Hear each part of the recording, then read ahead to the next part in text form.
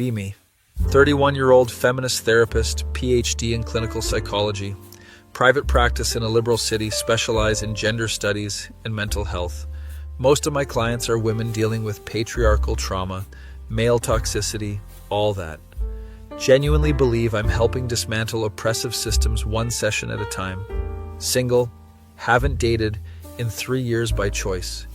Told myself I'm focusing on my career and don't need a relationship to be complete. Live alone in a nice apartment with my 2 cats, Simone and Gloria. Named after Simone de Beauvoir and Gloria Steinem, obviously. Spend evenings reading feminist theory, posting on social media about systemic issues. My feed is basically a constant stream of think pieces about the patriarchy. Friends are all other therapists, activists, academic types. We meet for wine and complain about men, capitalism, the state of the world. It's validating but also exhausting. Practice is doing well though, booked solid most weeks. Mostly women clients, some non-binary folks, very few men. The men I do see are usually court-ordered or sent by their wives. They sit there defensive, arms crossed, clearly don't want to be there. I've developed a bit of a reputation for being hard on male clients. Not unfairly hard, just holding them accountable for their behavior. Call out misogyny when I see it, challenge their patriarchal thinking. Some of them get it, most don't come back. That's fine, I'm not here to coddle fragile male egos. One Monday morning, my secretary tells me I have a new client. His mom made the appointment, paid for 6 months up front. How old is he? 28? Great, a man-child whose mommy still handles his life. He shows up 15 minutes late to our first session, wearing a hoodie that says, "Protect your waifus," sweatpants, gaming headset around his neck. Looks like he rolled out of bed and came straight here. You must be Trevor. Unfortunately. Sits down, immediately pulls out his phone. Please put that away during our session. My mom's paying for this, not me, so I'm going to do what I want. Already off to a great start. Why don't you tell me why you're here? Because my mom thinks I need help. And what do you think? I think I'm fine and this is a waste of both our time. He's looking around my office, spots my feminist book collection. Oh damn, you're one of those. One of what? A feminist therapist, I can already tell this is going to be fun. The sarcasm is thick. Is there a problem with feminism? Nah, you do you, just not my thing. Spend the rest of the session trying to get basic information out of him. He's unemployed, lives with his mom, spends his days gaming and watching anime. Your mom's concerned about your lack of direction. My mom's concerned about a lot of things. Are you concerned? Not particularly. You don't see any issues with your current lifestyle? I'm not hurting anyone, I'm just existing. But are you thriving? Thriving is capitalist. Propaganda. Did not expect that response. Explain. The idea that we all need to be productive members of society, grinding away is just conditioning. I reject the premise. So you're just opting out? Basically, yeah. Session ends, he leaves without scheduling another appointment. His mom already paid though, so he'll be back. Sure enough, next week he shows up again, 10 minutes late. Wearing different hoodie, this one has an anime girl on it. Welcome back. My mom threatened to kick me out if I didn't come. Must be nice having that kind of support system. Is that therapist for calling me a mooch? It's an observation. He actually smirks at that. This session he's slightly more talkative, tells me about his interests, gaming mostly, anime, philosophy. Philosophy? Yeah, I read a lot, Nietzsche, Camus, Schopenhauer, that whole nihilistic crew. That's an interesting combination with anime. Hey, Evangelion is more philosophical than most academic texts. Can't argue with that, actually. Your mom mentioned you've been through several religious phases. Oh yeah, the spiritual journey of a chronically online loser. Tell me about that. Born Catholic, did the whole thing, first communion, confirmation, the works. Then in high school I converted to Islam. What drew you to Islam? Honestly, I like the structure, the discipline, plus I was really into history and Islamic Golden Age stuff. What changed? Realized organized religion in general wasn't for me. Then I got into Buddhism for like 6 months. Buddhism isn't really a conversion though. Exactly what I realized, it's more of a practice. I even considered Judaism at one point. Why Judaism? Thought it might be cool to be part of the chosen people, plus I heard they're good with money and I needed financial advice. Despite myself, I'm kind of amused. So where did you land? Nowhere. I'm just me. Don't want to align with any religion. I know I sound like a fedora-tipping Reddit atheist, but whatever. At least you're self-aware. Only thing I've got going for me. Rest of the session is actually interesting. He's well-read, makes references to philosophers and religious texts, has this weird combination of not caring about anything but knowing everything. Can I ask you something? He says at the end. Sure. Why'd you become a therapist? To help people. That's the PR answer. What's the real answer? No one's ever asked me that. I wanted to make a difference in people's lives. But are you happy? The question catches me off guard. That's not relevant. That's a no then. Session ends. I'm annoyed he got under my skin. Spend that evening thinking about his question. Am I happy? I'm successful. I'm making a difference. I have purpose. But happy? I don't know. Next session, Trevor shows up on time for once. Wow, punctual. Don't get used to it. Traffic was just good. Today he wants to talk about his interests. Starts explaining the plot of some anime. It's actually complex. So the main character has to choose between his duty and his desires. Classic existential dilemma. Right? And the show doesn't give easy answers. It's all ambiguous. You seem passionate about this. It's one of the few things I actually care about. What else do you care about? He thinks for a long moment. Honestly, not much. My mom, I guess. Don't want her to be disappointed even though she definitely is. Why do you think she's disappointed? Because I'm almost 30, live in her house, have no job, no girlfriend, no prospects. I'm exactly what society tells you not to be. Does that bother you? Sometimes. Then I remember society's expectations are mostly bullshit, and I feel better. That's avoidance. No, avoidance would be not thinking about it. I think about it, analyze it, then consciously reject it. He's got a point. We talk more about his philosophy, his worldview. You ever read The Myth of Sisyphus? He asks. Camus, yes. That's basically my life. Rolling the boulder up, it rolls down, I do it again. Except my boulder's logging into Discord and gaming for 12 hours. And you're okay with that? I'm not okay or not okay, I just am. Session ends. I'm left thinking about absurdism. Haven't thought about Camus since grad school. That night I pull out my old philosophy books. Start rereading The Myth of Sisyphus. It hits different at 31. Next few sessions with Trevor become the highlight of my week. He's funny in this dark, self-deprecating way. Makes jokes about being a coomer and gooner, terms I have to Urban Dictionary later. Wait, you actually looked those up? I need to understand my client's language. That's dedication. Most people just judge. I'm still judging, just with context now. He laughs, actual genuine laugh. Start noticing he's less defensive, more open. Talks about his interests without shame, the anime, the gaming, even his hentai collection. I know it's degenerate before you say it. I wasn't going to say that. Really? The feminist therapist is cool with porn addiction? I didn't say I was cool with it, but shame doesn't help anyone. Huh. That's surprisingly based. Did you just call me based? Don't let it go to your head. Our sessions start running over time. I'm supposed to keep strict 50-minute sessions, but we're hitting 70, 80 minutes. He's the last client of the day, so it doesn't matter schedule-wise. One session he asks about my life. What do you do for fun? I read, spend time with friends, advocate for causes I believe in. That's not fun, that's just more work. Social justice isn't work, it's necessary. See, that's the problem. You've made everything about the cause. When do you just exist? I exist just fine. Do you, though? You seem stressed every time I see you. I'm not stressed. You're definitely stressed. Your jaw's always clenched. You're drinking coffee constantly. You've got that look. What look? The look of someone who cares too much about everything.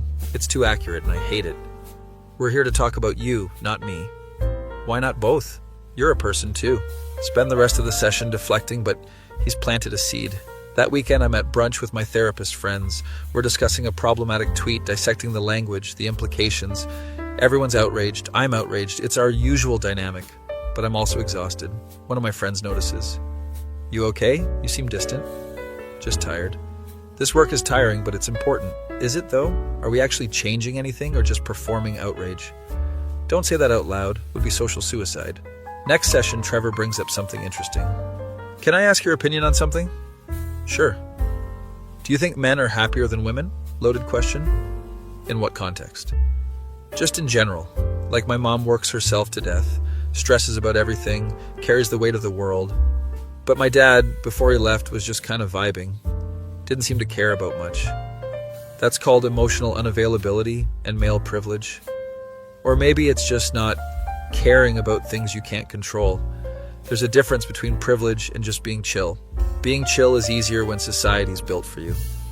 Maybe, but I'm built for society apparently, and I'm miserable. So what does that say? You just said you're not miserable, you're just existing. Touché? You actually listen. We debate this for a while. I'm using my academic training. He's using his philosophy knowledge. It's stimulating in a way my other sessions aren't. What do you think would make you happy? I ask. Honestly, nothing. Happiness is a fleeting neurochemical reaction. I'm aiming for contentment. And are you content?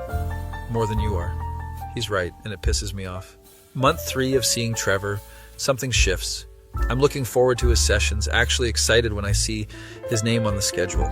Tell myself it's because he's an interesting case study. My supervisor would call this countertransference.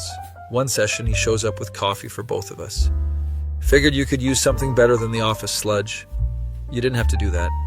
I know, I wanted to. Plus my mom gave me some money and I'm feeling charitable. It's a good coffee, he remembered. I take it black. So I've been thinking about what you said about purpose, he starts. What about it? You said you became a therapist to help people, make a difference. But do you feel like you're making a difference? Yes, I help my clients work through trauma. Right, but are they happy after, or just more aware of their trauma? That hits hard because I've been wondering the same thing. My clients leave with tools and understanding, but are they happier? Awareness is the first step to healing. That's textbook. I'm asking you personally, do you think your clients are happier? Think about my female clients. They understand their oppression better now. They can name it, identify it, call it out, but they're also angry, exhausted, hypervigilant. I think they're more empowered. That's not the same as happy. Happiness isn't the only metric for a good life. Why not? If we're all just going to die anyway, why not at least enjoy the ride? Because some of us are trying to make the world better for future generations, and making yourselves miserable in the process. Great trade-off. We go back and forth. I'm getting heated. You don't understand the importance of this work. I understand you're sacrificing your own well-being for abstract concepts. They're not abstract. They're real issues affecting real people. And you're a real person too. When do you get to matter? Never had a client flip it like this. Session ends tense. He leaves. I sit there stunned. Spend the evening analyzing the interaction. He's deflecting his own issues by focusing on mine. Classic avoidance technique. I should call it out next session. But also, he's not wrong. When was the last time I did something just because it made me happy? Can't remember. Next session, he apologizes. I overstepped last time. You're entitled to your opinions. Yeah, but I was a dick about it. My mom raised me better than that. Apology accepted. We're back to normal, talking about his week.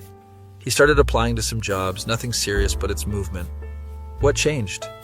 I don't know, got bored, I guess. Figured I should probably contribute something. That's growth. Don't make it weird. Toward the end of the session, he gets serious. Can I take you to dinner? Excuse me? Dinner, food, that thing people eat. I want to take you out. That would be completely inappropriate. Why? I'm paying for these sessions now, not my mom. I can fire you as my therapist.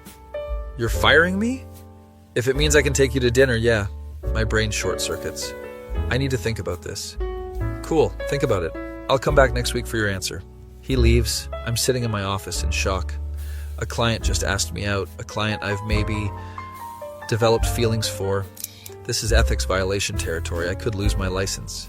But he said he'd fire me first. Does that change things? Spend the week spiraling, talking to no one about it. Can't tell my therapist friends, they'd freak out. Can't tell my supervisor. Obvious reasons. Look up the ethics rules. There's a mandatory waiting period after termination. Depends on the state, but usually 6 months to 2 years. But we've only been seeing each other for 3 months. He could terminate now. We'd have to wait. Do I even want this? He's unemployed, lives with his mom, spends his days watching hentai. On paper, he's everything I should avoid. But he's also smart, funny, makes me think, challenges me. Hasn't been this intellectually stimulated in years. Next session comes, I'm nervous. He shows up with flowers, actual flowers. Before you say anything, these are a termination gift, totally allowed. Trevor, I thought about it all week. I like talking to you not as my therapist, but as a person. I think you like talking to me too. This is complicated. Everything's complicated. We can follow the rules, wait however long we need to wait. I'm not going anywhere. I literally don't leave my house. Despite everything, I laugh. I need to think about what I want. That's fair. But while you're thinking, know that I think you're smart and interesting and you deserve to be happy, not just purposeful. Session ends with me accepting the flowers. He officially terminates as my client, signs all the paperwork. See you in 6 months? Maybe. I'll take maybe. He leaves. I'm left with flowers and confusion. Over the next few weeks, I noticed changes in myself, questioning my approach with clients, especially the women. Am I helping them, or am I making them more miserable by highlighting every injustice? One of my long-term clients is talking about her husband. He just doesn't get it. He's so oblivious to his privilege. Have you tried talking to him about it? I've tried, but he gets defensive. What if you approached it differently? She looks surprised. What do you mean? What if instead of focusing on what he's doing wrong, you focused on what you need? That seems like letting him off the hook. Or it's choosing your peace over being right. She's quiet, processing. I've never thought about it like that. Session ends. I realize I'm shifting my approach. Less about dissecting the patriarchy, more about actual well-being. My supervisor notices in our next meeting. Your notes seem different lately. Different how? Less focused on systemic analysis, more on individual coping. Is that bad? Not bad, just different. What's changed? I think I've been so focused on the why that I forgot about the how. The how. How to actually live in the world as it is while working toward change. She nods slowly. That's actually quite mature. Month 4, post-Trevor, I run into him at a coffee shop. He's there with a laptop, actually working on something. Hey, therapist lady. You can call me by my name now. I know, but therapist lady is funnier. Sit down with him. He shows me what he's working on. Freelance writing, articles about gaming and anime culture. You're working. Don't sound so shocked. I told you I'd contribute something. I'm impressed. Thanks. Mom's impressed too, she cried. We talk for an hour. It's easy and comfortable. No therapist-client dynamic, just two people talking. You seem different, he says. Different how? Less tense, your jaw's not clenched. Maybe I took your advice. About caring less? About caring differently. He smiles. 2 more months. What? 2 more months until 6 months is up. You've been counting? I've got nothing but time. We exchange numbers, start texting occasionally. Nothing inappropriate. Just memes and philosophy discussions. My friends notice I'm on my phone more, smiling at it. Who are you texting? Just a friend. You're blushing. It's not just a friend. Don't tell them about Trevor. They wouldn't understand. Month 5, Trevor texts, asking if I want to watch an anime with him. Platonically, over Discord screen share, totally within ethical bounds. That's a stretch of the rules. I'm good at stretching things. That came out wrong, didn't it? So wrong. We do it anyway. Watch 3 episodes of some philosophical anime. He's explaining the themes. I'm actually enjoying it. See, anime isn't just tentacles and fan service. I never said it was. You thought it, though. He's right, I did think it. This becomes our thing. Weekly anime watch sessions. My therapist friends would have a field day if they knew, but I'm happier than I've been in years. Not just content, actually happy. Looking forward to things, laughing more, stressing less. My clients notice too. You seem really good lately. Thank you. Whatever you're doing, keep it up. Month 6 arrives. Trevor texts, it's been 6 months. I'm aware. Dinner? For real this time? Stare at the message for a long time. This is it, the moment of decision. Date a former client, risk everything I've built, or play it safe, stay in my comfortable, miserable bubble. Think about what he said months ago, about happiness being a valid goal. Think about my life, successful but empty. Type back. Yeah, dinner. Holy shit, really? Don't make me regret it. Too late, already planning our wedding. Trevor? Kidding, mostly. How's Friday? Friday works?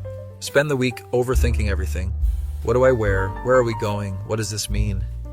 My cat Simone judges me from the couch. Don't look at me like that. She meows, unimpressed. Friday comes, Trevor picks me up. He's wearing actual pants, button-up shirt, looks good. You clean up nice. You sound surprised. A little. He takes me to this hole-in-the-wall ramen place. Figured you needed real food, not fancy nonsense. It's perfect. Casual, no pressure. We talk about everything. Philosophy, religion, anime, life. Can I ask you something? Sure. Do you still think I'm a lost cause? I never thought you were a lost cause. You definitely did at first? Okay, maybe a little.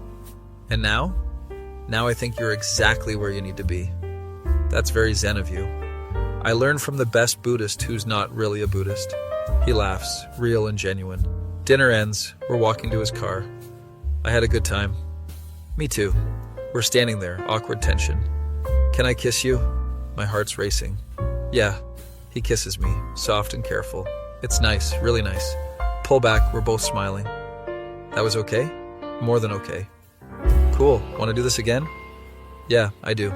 Drives me home, walks me to my door. Thanks for taking a chance on the local degenerate. Thanks for making me question everything. Anytime. He leaves, I go inside floating. Simone and Gloria look at me like I've betrayed the cause. I know, but hear me out. They don't want to hear me out. Next few weeks we're dating. Actual dating. He's still himself, hasn't suddenly become ambitious or traditional. But he's present, attentive, makes me laugh constantly. Introduces me to his mom, who's thrilled. You're the therapist, you fixed him.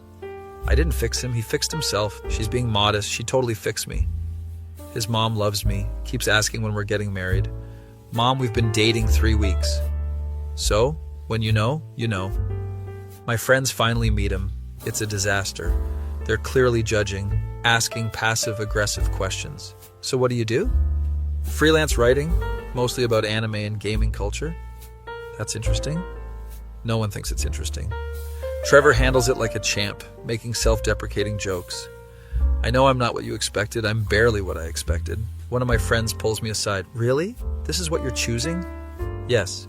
But he's so what? Not serious, not engaged with real issues.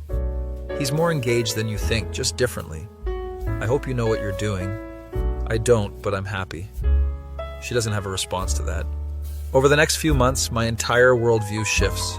Still care about social issues, still call out injustice, but I'm not consumed by it anymore. Learn to pick my battles, preserve my energy, focus on helping clients find actual peace, not just awareness. My practice is still busy, but I'm taking more time off. Started gaming with Trevor, turns out I like it. Watching anime regularly, some of it's actually deep. My therapist friends drift away, we don't connect anymore. It's sad but also freeing. Make new friends through Trevor, gamers and nerds and philosophers. They're not trying to change the world, just enjoy it. One evening, Trevor and I are on the couch watching some show. You ever regret it? Regret what? Dating the guy who lives with his mom and watches hentai. You moved out 2 months ago. Still watch hentai though. You're disgusting. You knew that going in. Lean into him, comfortable and content. No regrets. Not even a little? Well, maybe I regret learning what a Coomer is. Knowledge is burden. We're quiet for a moment. Can I tell you something? Always. My male clients are happier than my female clients. Yeah? Not because their lives are better, but because they don't intellectualize everything. They just deal and move on. That's what I've been saying. I know, and I hated that you were right. How do you feel about it now? I think there's value in both approaches, but I was so focused on analysis I forgot about acceptance. Very Buddhist of you. Still not a Buddhist. None of us are. He's right. We're all just figuring it out. A year later, I'm a different person. Still a therapist, still feminist, still care about justice. But I'm happy, genuinely happy. Don't feel guilty about it anymore. Trevor's still Trevor, working his freelance gigs, gaming, watching anime, but he's also supportive, present, my best friend. We're at dinner with his mom. She's asking about grandkids. Mom, we're not even engaged. That's a timing issue, not a reality issue. Trevor looks at me, raises his eyebrows. I shrug, smile. Maybe it's not a timing issue. On the drive home, he's quiet. You okay? Yeah, just thinking. About? About how I came to therapy because my mom forced me and ended up with the best thing in my life. That's surprisingly sincere for you. Don't get used to it. Pull into my apartment, we sit in the car. I love you, you know that, all right? First time either of us has said it. I love you too, even though you're a degenerate. especially because I'm a degenerate. Yeah, especially because of that. We go inside, cats meow their disapproval. Your cats still hate me. They'll come around. They won't, but it doesn't matter. Later that night, lying in bed, I think about the journey. Started as a bitter feminist therapist, convinced I had it all figured out. Realized I was miserable but didn't know how to change. Took a chance on someone who on paper was all wrong. Found happiness in the most unexpected place. Learned that sometimes the best therapy is just living. Trevor's next to me, probably scrolling through anime memes. You awake? Unfortunately. Thanks for not giving up on me, even when I was being difficult. You're still difficult. Fair point. But you made me realize I was making myself miserable trying to fix the world. Sometimes you just have to enjoy it. Deep. Shut up. He laughs, puts his phone away, pulls me closer. For the record, you didn't need fixing either. You just needed to stop caring so much. I didn't stop caring. You cared differently, same thing I said to do. Don't be smug. Too late. Fall asleep like that, content and stupid and happy. My male clients really were happier than me. Not because they had better lives, but because they weren't constantly at war with themselves. Learned that from a gooner who lives with his mom. Best education I ever got.